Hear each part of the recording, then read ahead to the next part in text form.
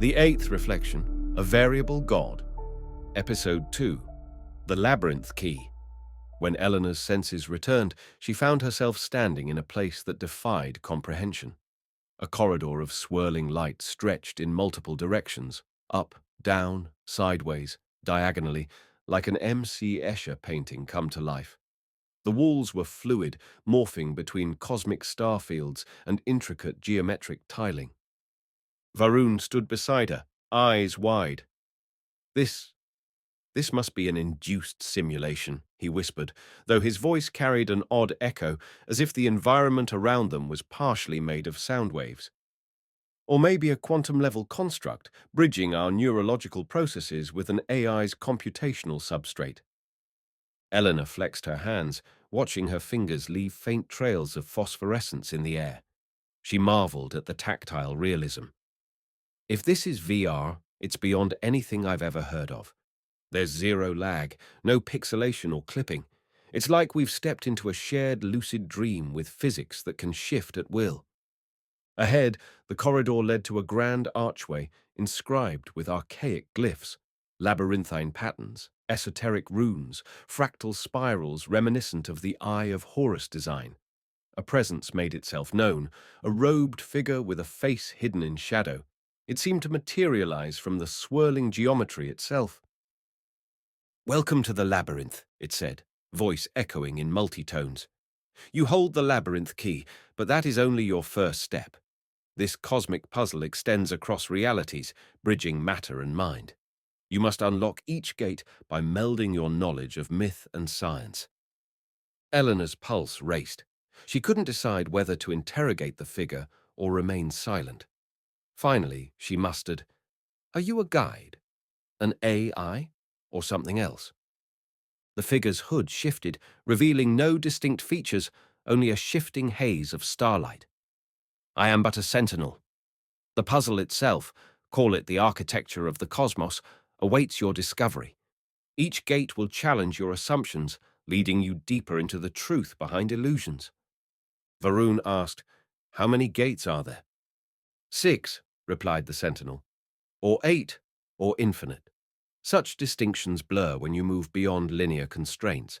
For you, there will be 6, but know that each gate contains worlds within worlds." A maze of chambers. The robed figure vanished in a ripple. The archway opened onto a labyrinth of corridors. Each corridor branched into more corridors, dotted with doorways leading to puzzle chambers. Overhead, constellations flickered in an endless sky. Sometimes the corridors had floors of black marble, sometimes swirling sand, sometimes pulsing organic tissue.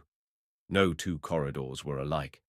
In the first chamber they entered, luminous runes floated in mid-air, each rune flickering between archaic script and advanced mathematical notation. Varan recognized some as references to group theory, symmetry operations perhaps. Eleanor saw echoes of myth, the Ouroboros, the Eye of Horus, the Celtic knot. On a pedestal sat a battered papyrus scroll next to a high-tech tablet. The scroll was covered in Egyptian hieroglyphs referencing the weighing of the heart ceremony, where one's heart was weighed against the feather of Ma'at. The tablet displayed a modern physics problem, the wave function collapse in quantum mechanics. A single line of text hovered between them. Balance the heart of myth with the feather of science. This seemed to be the puzzle.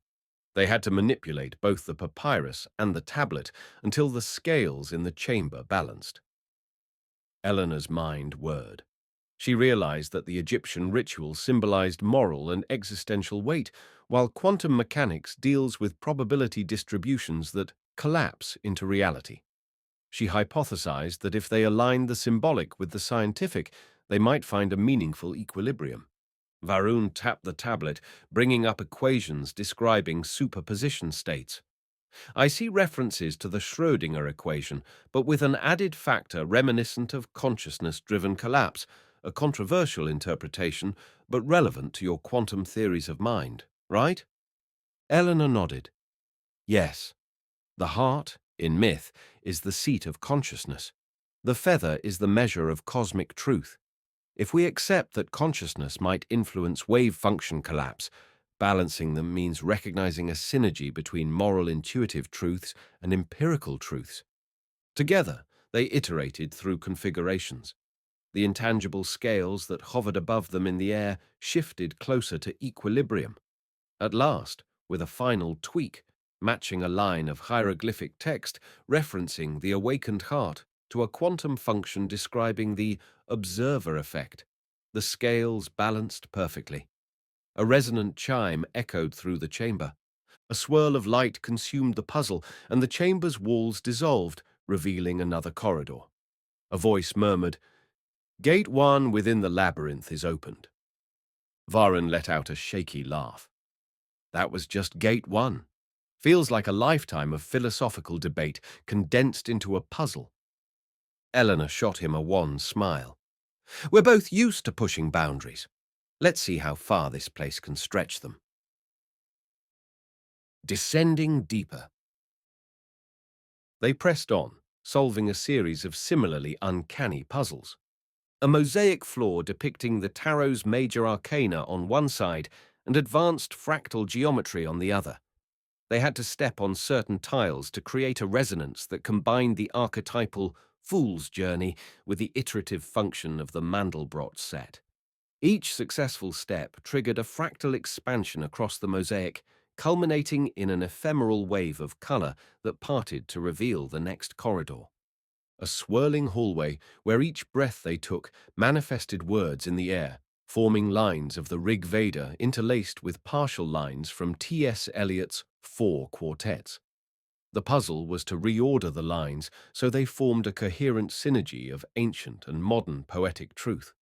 In the final arrangement, the combined text read like a prophecy of cyclical time and renewal, a chamber filled with illusions of their own pasts.